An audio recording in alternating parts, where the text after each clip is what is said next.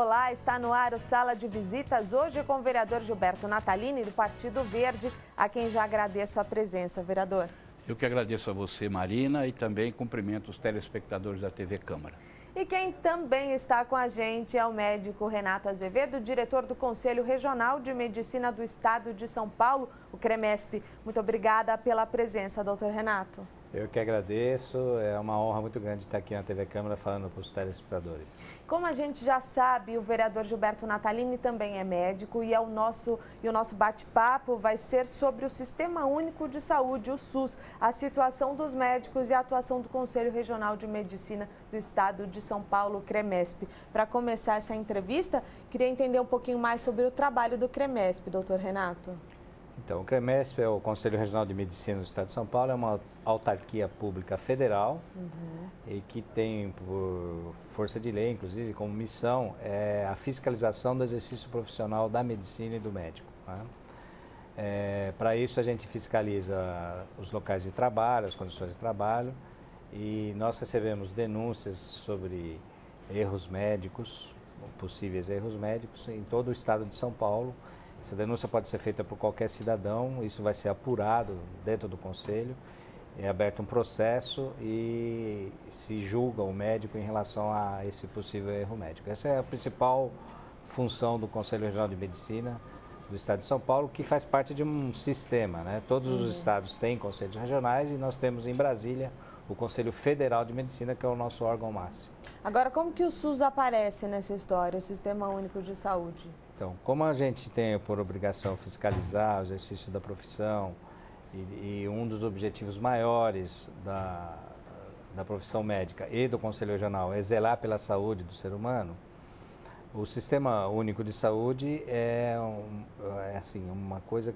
a gente considera o Sistema Único de Saúde uma conquista das mais importantes, né? É um avanço social muito grande da população brasileira. Talvez seja a conquista social mais importante que teve na Constituição de 88, quando constituiu o Sistema Único de Saúde, que é um sistema que prevê a gratuidade do atendimento, a equidade do atendimento, ou seja, todos devem ser tratados da mesma forma, a integralidade do tratamento, ou seja, desde a atenção básica até a atenção terciária, até as doenças mais complexas devem ser atendidas pelo SUS, e a universalidade, ou seja, todos os cidadãos brasileiros devem ser atendidos pelo SUS. Então, isso é um modelo baseado já em outros países que existem, né?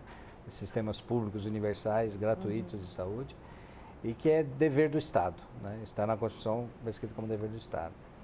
E o CREMESP defende esse sistema, né? Nós achamos que isso é uma conquista social que deve ser defendida. E o grande problema do SUS, né, desde a sua criação em 88, é o subfinanciamento a que é submetido. Na verdade, esse sistema ele é subfinanciado desde o seu início. Todos os governos que passaram de 88 para cá não arcaram com o financiamento que precisa para atender as necessidades da saúde da população.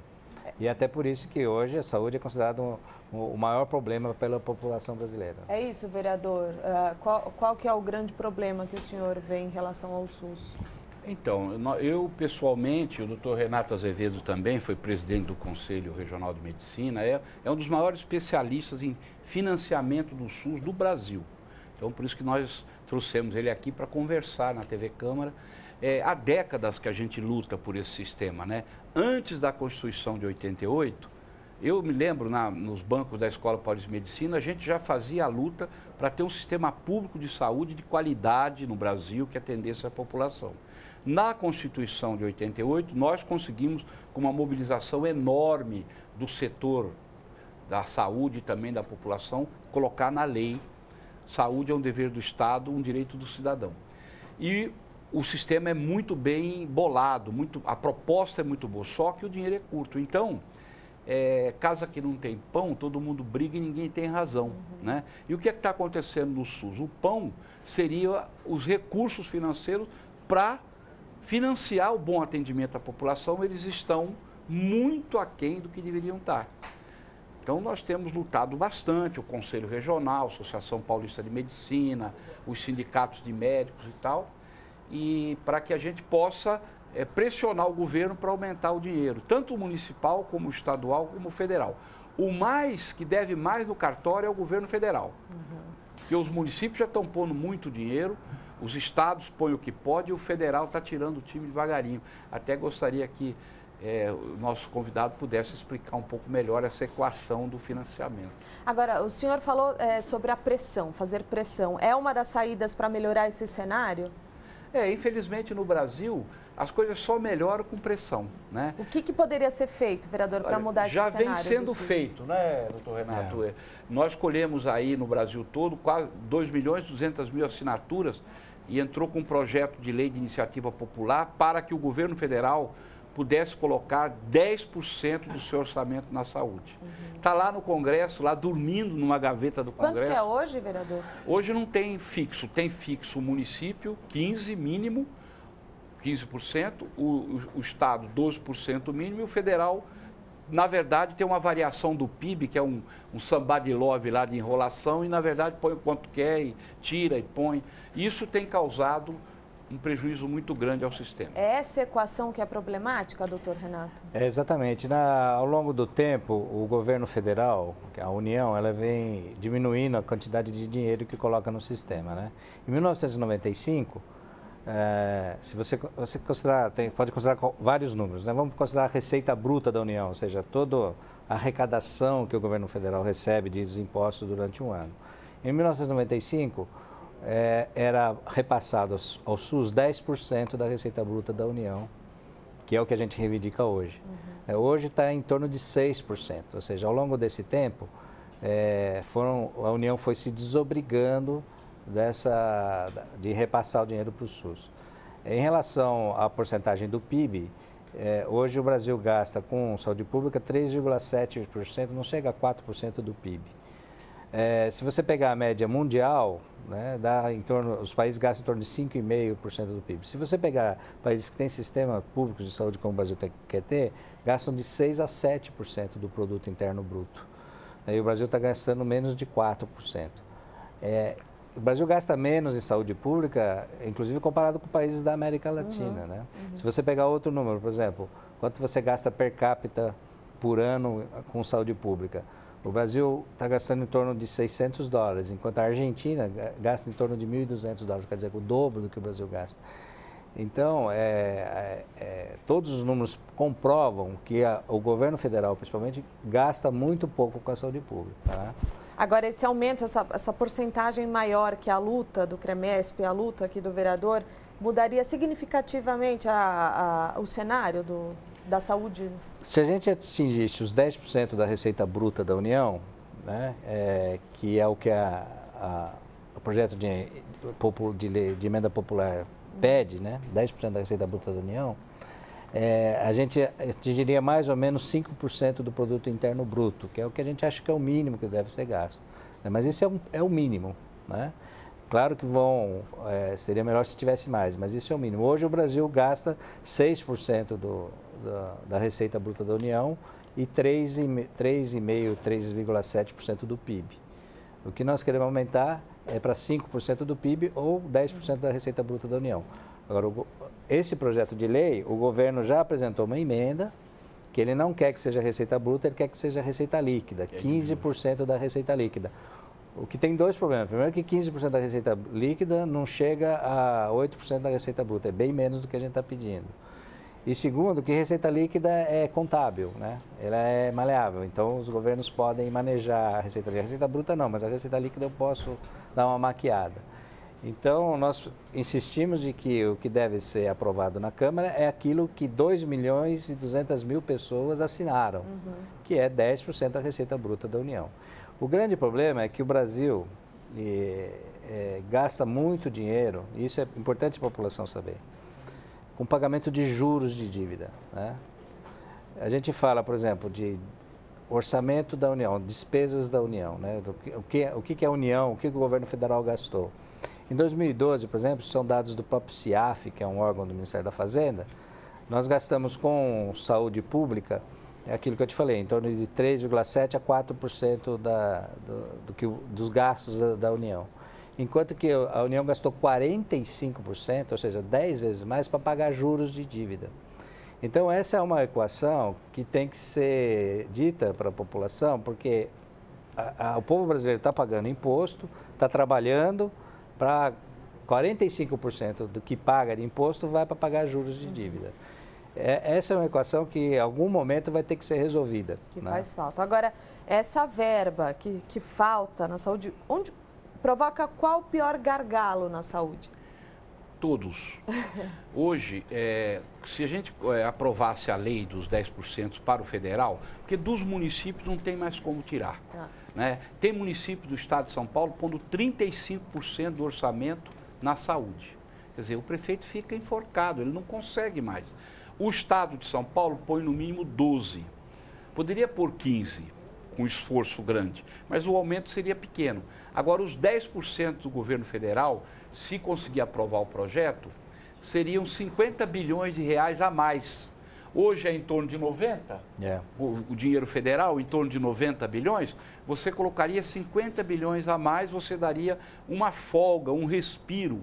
Você poderia melhorar a tabela SUS, que a tabela SUS é uma coisa inexequível. As Santas Casas, que trabalham com tabela SUS, os hospitais filantrópicos, eles recebem do SUS o pagamento por 60% do que eles gastam com o paciente. Então, eles estão sempre endividados, estão sempre devendo a banco, pegando dinheiro no banco para complementar, entendeu? Ou fazendo quermesse, fazendo leilão, pedindo esmola para empresários e tal, para poder fechar a conta. Então, esses 10% não é nenhum absurdo, são 50 bilhões, né? O orçamento da União é 2,3 trilhões de reais, orçamento geral.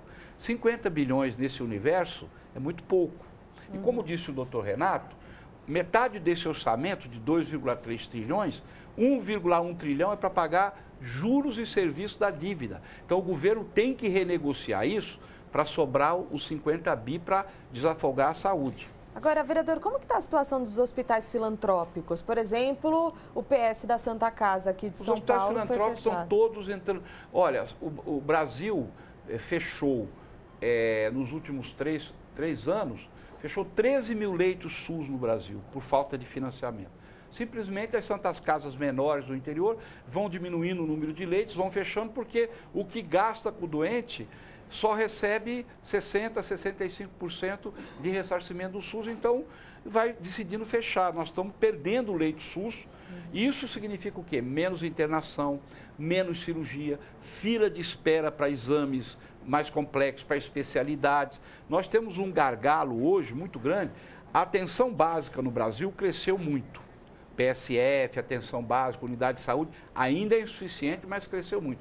Agora, passou da atenção básica, de intermediário para cima, aí é uma fila infernal, é uma espera infernal. Pacientes que recorrem à justiça para poder ser pegar atendido. remédio, doentes de câncer que ficam na fila 1 ano, às vezes 1 ano e meio para operar um tumor de próstata. A pessoa, né, é uma situação muito difícil. Então, a gente está irmanado aqui, junto com o Conselho Regional de Medicina, e o Renato Azevedo, o doutor Renato Azevedo é uma pessoa, representa muito bem, é um dos maiores estudiosos, especialistas e lutadores dessa área que existe no Brasil, entre outros, mas ele é um deles. Nós estamos irmanados para fazer a pressão democrática legítima. E a gente queria, como aliado dessa luta nossa, os governadores de estado e os prefeitos dos 5.570 municípios brasileiros. Inclusive o prefeito de São Paulo, que este ano deve pôr do orçamento municipal 18,1% do orçamento municipal na saúde, na Secretaria Municipal de Saúde. Ele tem dificuldade de aumentar. Eu tenho até um projeto de lei aqui para alterar a lei orgânica para obrigar todos os prefeitos de São Paulo a colocar no mínimo 20%. Está tramitando. As prefeituras já chegou a pôr 19,8% no governo passado e esse ano deve chegar a 18,1%. Quer dizer, é muito pesado para o município. E o governo federal que colocava, não é, doutor Renato? O governo federal que colocava do bolo total do SUS 60% há 10 anos atrás, foi tirando o time de campo e hoje o governo federal coloca do bolo total do SUS 45%. Se retirou em 15% das obrigações que tinha, prejudicando jogando nas costas dos municípios e dos estados. Vereador, inclusive o orçamento municipal está sendo debatido aqui na Câmara, em audiências públicas. E como que o senhor vê esse investimento de 18,1% de 18,1% vai ser esse ano. Esse ano. Para o ano que vem vai ter um aumento razoável de mais de R$1 bilhão no orçamento. Mas o grosso do orçamento é municipal. Dos 7,5 bilhões de reais que vão ser gastos esse ano em São Paulo, quase 6 bilhões é tesouro municipal, dinheiro do imposto do município. Aí tem uma quantidade de dinheiro federal, que é mais ou menos uns 2,5 bilhões, e o governo estadual não põe dinheiro diretamente no fundo municipal, mas ele gasta com a rede hospitalar estadual, por exemplo, o Hospital das Clínicas, Instituto do Câncer e os hospitais estaduais que tem no município, ele gasta praticamente um pouco mais do que a prefeitura gasta na rede estadual. Então, é uma soma. O vilão da história é o governo federal. A gente apela ao presidente da República, ao Congresso Nacional, que tenham pena do povo brasileiro, dos pacientes. Eu estou nessa batalha há 45 anos. Eu sou um entusiasta do SUS, como é o doutor Renato. E nós fazemos um apelo para não deixar o SUS... O SUS está afogueado, está com o pescoço apertado. Entendeu? Agora, qual que é o país que seria um bom exemplo para o Brasil de investimento na saúde e do que a gente pode ver já de realidade? Tem países que têm uma saúde pública muito bem estruturada, dos moldes que é o SUS, né? E são países que investem em torno de 6 a 7% do PIB em saúde pública, né? Os países da Europa Ocidental, por exemplo, quase todos têm o sistema público de saúde. A Inglaterra é o maior exemplo. Aliás, tem uma coisa interessante que eu vi outro dia, que na abertura das Olimpíadas de Londres, o principal destaque que a Inglaterra usou para se glorificar como país foi o seu sistema de saúde, né? Que é um orgulho dos ingleses o sistema de saúde que eles têm. Tem o Canadá, na América nós temos o Canadá. Então, nós queremos esse sistema, um sistema público de saúde que atenda a toda a população e que tem que ser financiado, né? Tem que ser financiado, porque a questão de você, o vereador Gilberto sabe muito bem disso, como administrador público que é, a questão de você decidir para onde você destina o dinheiro é igual a dona de casa ou o chefe de família sabe disso. Você decide as suas prioridades, para onde você decide o dinheiro. Então, é questão de considerar a saúde como prioridade, né? Então, o governo federal tem que sair só do papel e do discurso e realmente considerar como prioridade destinando mais recursos para a saúde pública, né? Eu acho que uma coisa que a população tem que tomar consciência é o seguinte: o Sistema Único de Saúde, o SUS, ele é a saída para a assistência da saúde da população brasileira. Não adianta a gente querer achar que opções individuais, que eu vou ter um plano de saúde que vai resolver o meu problema, que não vai, né? Porque os planos de saúde são cada vez mais caros e cada vez mais problemáticos, né? Porque não consegue atender também toda a demanda.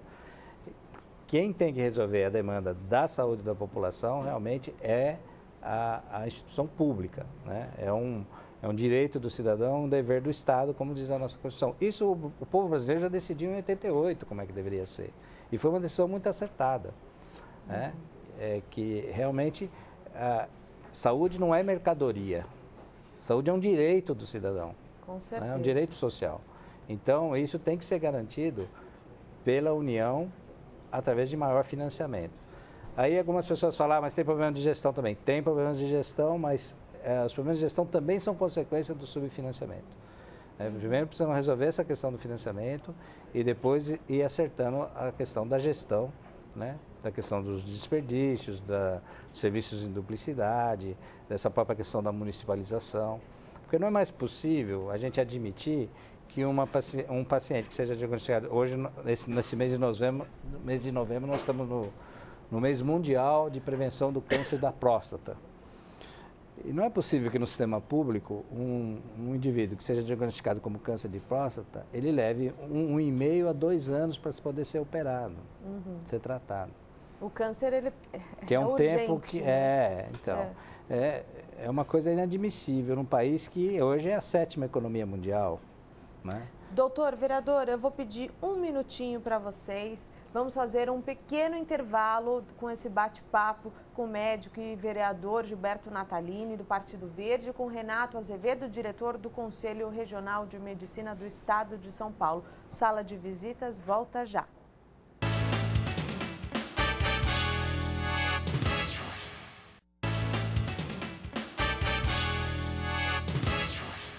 Sala de visitas com o médico e vereador Gilberto Natalini, do Partido Verde, e com Renato Azevedo, diretor do Conselho Regional de Medicina do Estado de São Paulo, está de volta.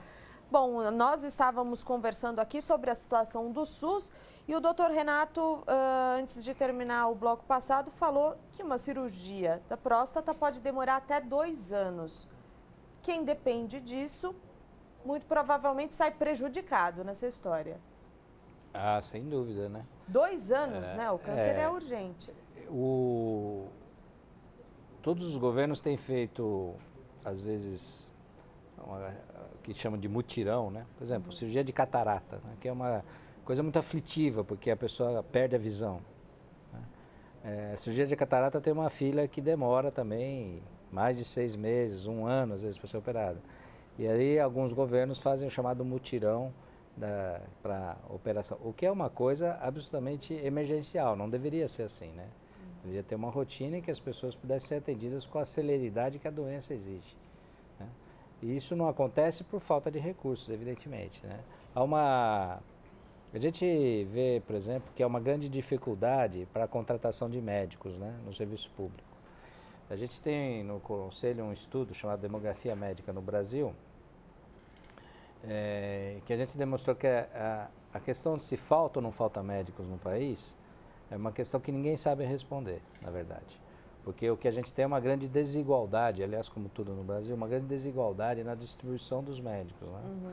Então, nós temos muito mais médicos no sul e sudeste do que no norte e nordeste, nós temos muito mais médicos na capital do que no interior, nós temos muito mais médicos no centro da capital do que na periferia, nós temos muito mais médicos no serviço privado do que no serviço público. Né? E por que isso acontece? Porque não há uma política pública de atração do médico para trabalhar no serviço público. O médico é muito mal remunerado, não tem condições de trabalho, não tem carreira. Todos esses países que eu citei, que têm serviço público de saúde bem estruturado, eles têm política de atração dos profissionais de saúde, aí incluindo o médico, para vir trabalhar no serviço público. E quais são as coisas que atraem o médico? Em primeiro lugar, é condição de trabalho. Não é nem salário, é condição de trabalho. O médico tem que ter um local que ele trabalhe, que ele tenha a condição de atender seus pacientes adequadamente. Né?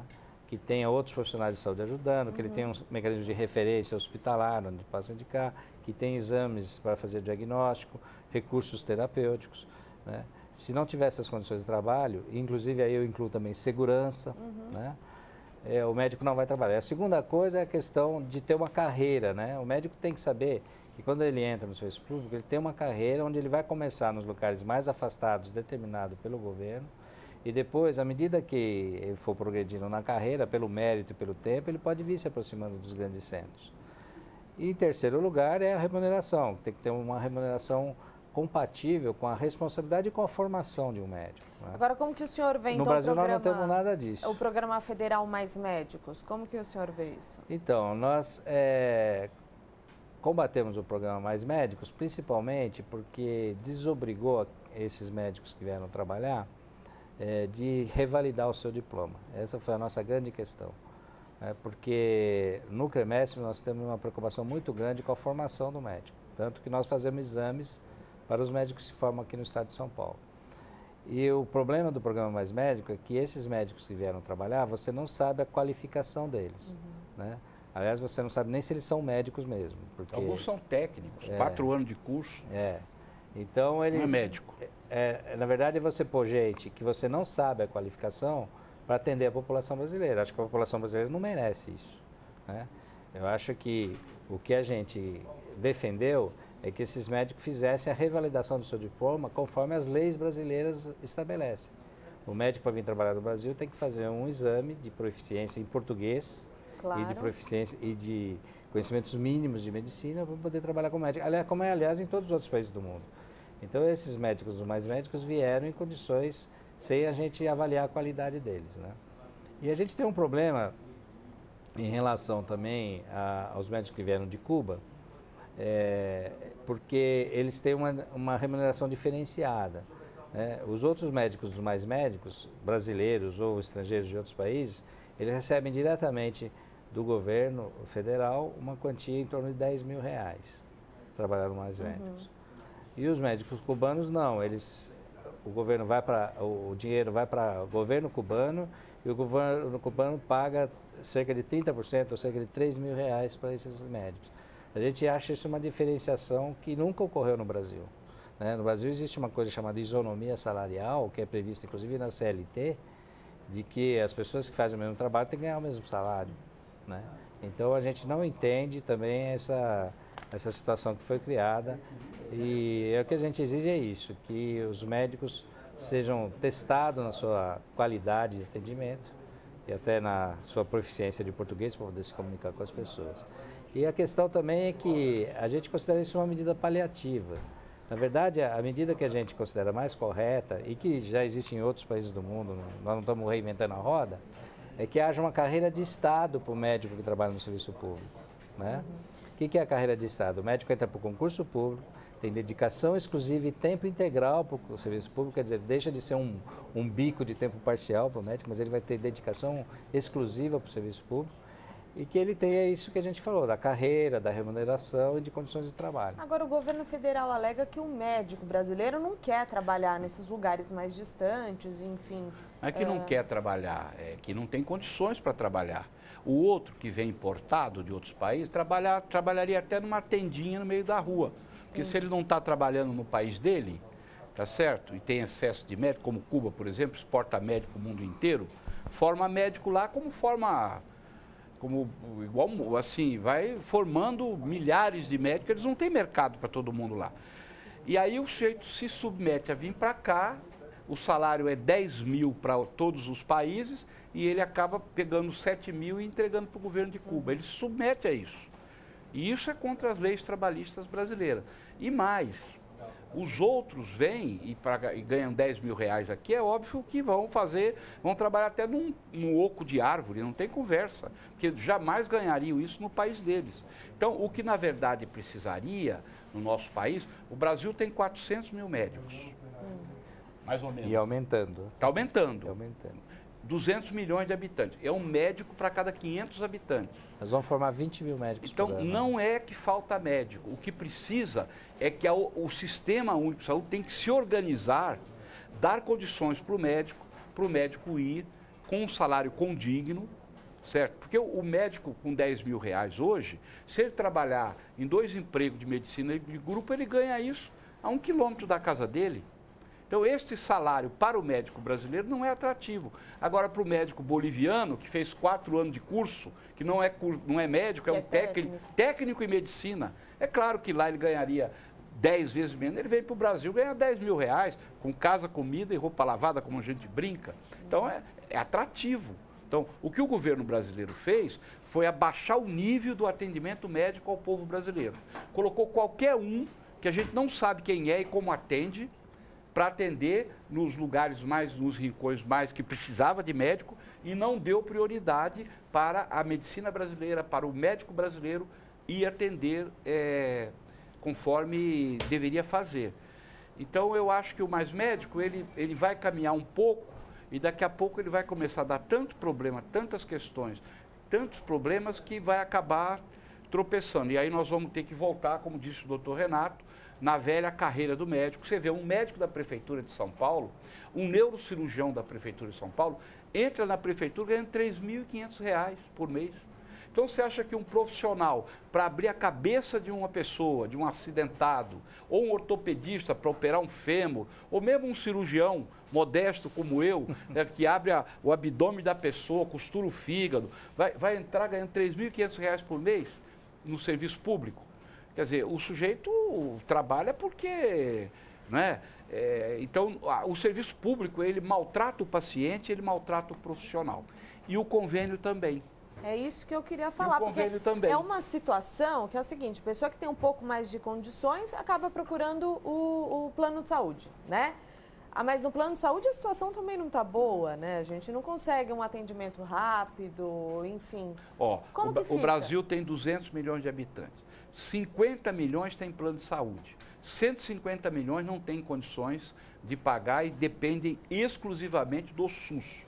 Então, e o Brasil gasta mais, o orçamento dessa saúde particular de convênio é 170 bilhões e o orçamento da saúde SUS, que é para 150 milhões de pessoas, não passa de 130. Quer dizer, gasta-se mais com a saúde privada do que com a saúde da grande maioria, de 2/3 do povo brasileiro. E quando o doente precisa mesmo de um transplante, de uma operação de um tumor e tal, o que o convênio, a maioria dos convênios faz? Aqui a gente não pode, bota um monte de dificuldade, empurra o doente para o Sistema Único de Saúde, para o SUS. Os convênios não são a solução. A não ser aqueles convênios que cobram R$5.000 por mês de mensalidade, R$4.000 por mês, aí você não tem fila no atendimento, a consulta sai na hora, cirurgia sai na hora. Só que qual brasileiro médio que vai pagar R$4.000, R$5.000 por mês de convênio? Agora, o próprio convênio estrangula o SUS também, é isso? Estrangula porque manda os doentes para lá, não é isso, Renato? Na verdade, há uma contradição muito grande. Eu digo, o Brasil, nessa questão da saúde, entre outras questões, é meio esquizofrênico, né? Porque, como o vereador falou, a gente gasta mais dinheiro para tratar 50 milhões de pessoas e menos dinheiro para tratar 150 milhões de pessoas. É uma contradição que isso vai ter que ser resolvido em algum momento, né? E à medida que... Outra coisa, numa recente pesquisa da PM, no estado de São Paulo, 30% das pessoas que têm plano de saúde usaram o SUS em algum momento, né? E esses planos de saúde não ressarcem o SUS como deveriam, né? Porque deveriam ressarcir, né? E há uma briga muito grande da Agência Nacional de Saúde para que haja esse ressarcimento, também não ressarce. O governo deve ver isso como uma válvula de escape para atender esses 50 milhões de pessoas que desafogam um pouco o SUS. Mas, pelo contrário, isso não está funcionando e não é a solução. Nós vemos, por exemplo, países que adotaram essa solução, como, por exemplo, os Estados Unidos. Os Estados Unidos é assim, medicina quem pode pagar. Primeiro que se acaba criando uma diferenciação de classe social. Então, quem pode pagar tem acesso a uma medicina melhor do que quem não pode. O que para nós é absolutamente injustificado, é anticonstitucional, inclusive. Desumano, né? É desumano. Claro. Então, cria duas categorias. E segundo, que a medicina, como cada vez encarece mais, chega um determinado momento que a classe média, por exemplo, não consegue pagar mais esses planos de saúde, né? E é uma coisa assim, é uma injustiça atrás da outra, porque à medida que quando você é jovem, você não usa o plano de saúde, você paga X. À medida que você vai ficando mais velho, o plano vai encarecendo, né? Aí muita gente acaba tendo que sair do plano quando mais precisa do plano. Então tem uma série de problemas que a gente considera que não é a solução. Realmente, a saúde privada ou os planos de saúde tem que ser suplementar ao SUS, né? O que hoje não é, porque você gasta mais dinheiro com a saúde privada do que com a saúde pública. Então, hoje não é suplementar, na verdade, o SUS é que está suplementando a saúde privada. É uma inversão de valores que precisa ser corrigida. Vereador, o que está sendo feito para avaliar essa situação dos planos de saúde? Olha, aqui na Câmara, a vereadora Patrícia Bezerra, que é da Comissão de Saúde como eu, propôs, e eu participei com ela como relator, ela presidiu, eu fui relator, de uma subcomissão de estudos para estudar a situação do atendimento dos planos de saúde na cidade de São Paulo. E nós não conseguimos terminar o trabalho da subcomissão, por quê? Porque enquanto nós ouvimos os usuários dos planos de saúde, dos convênios, ouvimos os profissionais, o doutor Renato esteve aqui, o doutor Florisval da Associação Médica Brasileira, outros representantes da área médica vieram, deram depoimento para nós. Quando nós resolvemos chamar os administradores de convênio, os donos de convênio, eles simplesmente disseram, nós não temos obrigação de prestar depoimento para a subcomissão da Câmara. E não vieram, ninguém veio. A Anvisa, não respeitaram a subcomissão. Olha, a Anvisa, que é o órgão do Ministério da Saúde, falou, nós não devemos obrigação à Câmara de São Paulo. Não vieram, se recusaram a vir. A Agência Nacional de Saúde, que é quem tem obrigação de controlar os convênios, se recusou a vir. Então, nem os órgãos federais quiseram colaborar com a nossa subcomissão. Então, nós tivemos que parar a subcomissão no meio, porque nós não tínhamos maneira de obrigar essas pessoas a vir depor. O que a gente fez? De comum acordo, eu e a vereadora Patrícia, ela subscreveu uma CPI, que nós também assinamos, e que já tem uma grande maioria de assinaturas, mais de 30 assinaturas.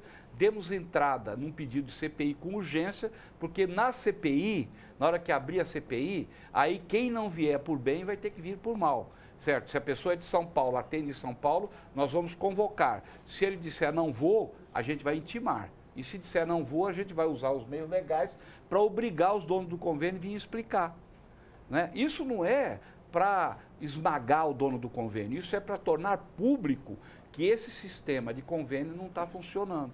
Então nós estamos agora lutando aqui com a mesa da Câmara, com os nossos colegas vereadores, para colocar essa CPI como prioridade na frente de outras que já estão esperando, para a gente abrir a CPI dos convênios médicos no município de São Paulo aqui.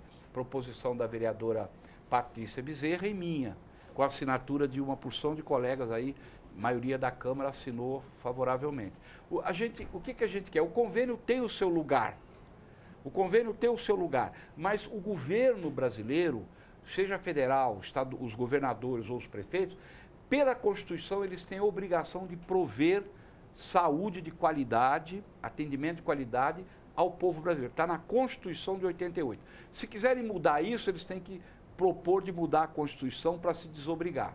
E isso o povo brasileiro não vai aceitar. Então, a nossa grande luta hoje, não é? E por isso a gente convidou o doutor Renato Azevedo para vir aqui, que sabe o que fala e tem trabalho prático, qual é? É o governo federal colocar a sua parte no SUS. Ele está devendo ao povo brasileiro, porque ele está tirando o time de campo, está fingindo que não está vendo a situação. Né? Ele precisa botar os 10% que nós estamos pedindo, fazer essa complementação de dinheiro para dar um respiro, pelo menos de mais uns 10 anos para o SUS respirar e não ir se atrofiando como está acontecendo hoje. Né? Por quê? As pessoas não querem mais atender pelo SUS. As Santas Casas estão fechando o leito. Os doentes ficam em fila de operação de câncer. Eu sou voluntário médico no Cangaíba, o doutor Renato conhece. Lá no nosso voluntariado médico, todo sábado eu vou lá, há 40 anos, aparecem pessoas que batem em todas as portas, pessoas graves, com tumores graves, com doenças graves, que precisam ser atendidos e não acham porta. Vão lá pedir, por favor, para a gente, através do trabalho que a gente faz, conseguir abrir porta para salvar essas vidas. Tem gente morrendo no Brasil por desassistência, por irresponsabilidade, por desfinanciamento do Sistema Único de Saúde do SUS. Se o SUS tivesse um pouco mais de dinheiro, nós teríamos tranquilidade para atender mais gente, com mais rapidez, os pronto-socorros não estariam esse caos que a gente encontra aí. Né? Você vai num pronto-socorro, às vezes é 6, 7 horas para você conseguir passar num clínico, quando tem o clínico. Então, é a nossa proposta, a nossa luta, nós vamos retomar o Saúde Mais 10, o CRM já aceitou, as entidades médicas, e estamos conclamando a população para entrar nessa luta. Por quê? Quem está saudável, talvez não tenha tanta preocupação. Na hora que ele ou alguém da família fica doente, ele fala, minha Nossa Senhora, que inferno que se transformou minha vida. Essa é a nossa batalha. É isso, doutor. Eu queria comentar e dizer o seguinte, para a população saber, o SUS, ele faz muita coisa, né? Com pouco de dinheiro que tem. Por exemplo, todos os transplantes são feitos pelo Sistema Único de Saúde. Né? As campanhas de vacinação, toda a atenção primária, consultas ambulatoriais, que são milhares, cirurgias, o SUS faz muita coisa. Tanto que, desde a construção do SUS, o Brasil conseguiu diminuir a mortalidade infantil, conseguiu aumentar a expectativa de vida da população brasileira. Então, é isso que eu disse no começo, o SUS é uma grande conquista social, até para a distribuição de renda, para você tornar o país mais igualitário, o SUS é importante. Mas para isso, repito, é preciso que haja a vontade política de considerar a saúde como prioridade e destinar os recursos que a saúde pública precisa. Criar um imposto específico para isso é penalizar 2 vezes a população? Eu não sei se é preciso aumentar imposto, porque imposto ninguém aguenta mais pagar imposto no Brasil. Ninguém, você não aguenta, eu não aguento, ele não aguenta. o telespectador da TV Câmara, imposto, o Brasil já cobra imposto demais. O que precisa é ver como esse imposto está sendo empregado. Foi dito aqui no começo, pelo doutor Renato, o que nós pagamos de juros e taxa de juros para os bancos. A metade do que o Brasil produz vai para pagar dívida do país com os bancos. Tem que sentar com os bancos. Quando você está mal das pernas e você para de pagar o banco, para não perder o que você deve, ele te chama, renegocia a dívida e você ajeita de uma forma que você possa pagar. Estou cansado de ver acontecer isso com muitas pessoas que renegociam com o banco. Por que o governo brasileiro não pode renegociar com o banco, né, para sobrar o dinheiro, para complementar o dinheiro do SUS? Como o doutor Renato disse, eu queria só dar alguns dados, que o SUS atende muito. Sabe quantas consultas, não sei se o telespectador sabe, quantas consultas médicas o Sistema Único de Saúde brasileiro faz por ano? Tem ideia? Não, vereador. Nem tem ideia? Não tenho ideia. Quase 500 milhões de consulta. Procedimentos de saúde, que é exames, raio-x, exame de sangue, procedimentos, são 3,5 bilhões de procedimentos por ano. Só partos são 4 milhões por ano. Ou seja, apesar da penúria, apesar dos profissionais do SUS receberem mal, trabalharem muitas vezes com dificuldade, ter que ter 3, 4 empregos para poder sobreviver, apesar de tudo isso, o sistema tem números enormes, tem serviço para apresentar. Todo o sistema de vacinação brasileiro, como o doutor Renato falou, é feito pelo SUS. É considerado um dos melhores do mundo, não é? Tratamento da AIDS. Tratamento da AIDS. Agora está piorado, agora por falta de dinheiro está faltando remédio, tratamento da AIDS caiu muito. Mas já foi considerado o melhor programa de prevenção e tratamento de AIDS do mundo, brasileiro, pelo SUS. Então, tem muita... Você pega os hospitais bons, os hospitais universitários, os hospitais de terceira geração, fazem... A medicina brasileira não deve para ninguém. Não é verdade? Não deve para ninguém. Faz coisas de pesquisa, descobertas, etc. Alta complexidade. Isso com essa falta de dinheiro, essa falência. Imagina se você tiver uma folga, como nós podemos transformar a realidade de saúde do nosso povo. Onde nós podemos chegar muito mais felicidade do que nós estamos fazendo. E isso não é muito dinheiro. Isso não é muito dinheiro. O dinheiro que sai pelo ralo da corrupção no Brasil, o dinheiro do petrolão, daria para dar uma folga para o SUS tranquilo. Dinheiro que foi roubado da Petrobras, daria para você melhorar muito a situação do SUS. Então, dinheiro tem. O problema é que o governo precisa tomar vergonha e fazer a lição de casa. E é por isso que nós estamos aqui na TV Câmara, dando esse recado e convidamos esse especialista aqui, cardiologista, viu, de mão cheia. Se você tiver alguma paixão maior e tal, paixão recolhida, batendo o seu coração, pode chamar o doutor Renato, que ele ajuda o coração. Para isso a medicina não tem remédio. Tem remédio. Olha, esse é um assunto muito importante. A TV Câmara está de portas abertas para falar sempre sobre saúde, as melhorias que a gente deve fazer na área da saúde. Muito obrigada. Nosso tempo chegou, é uma pena. Se esgotou. Eu ia fazer uma pequena cirurgia aqui junto com ele, mas não vai dar para ficar para a próxima. Vereador. Obrigada, viu? Nós que agradecemos, viu? Obrigada, doutor. Obrigado. Eu que agradeço. Muito obrigado. Porta, como eu já falei, as portas da TV Câmara estão sempre abertas para a gente falar de saúde, de assuntos tão importantes. Muito bom. E o Sala de Visitas está terminando. Eu quero agradecer a presença do médico e vereador Gilberto Natalini, do Partido Verde, e do Renato Azevedo, diretor do Conselho Regional de Medicina do Estado de São Paulo. Mas fique com a nossa programação. TV Câmara, a política da cidade passa por aqui.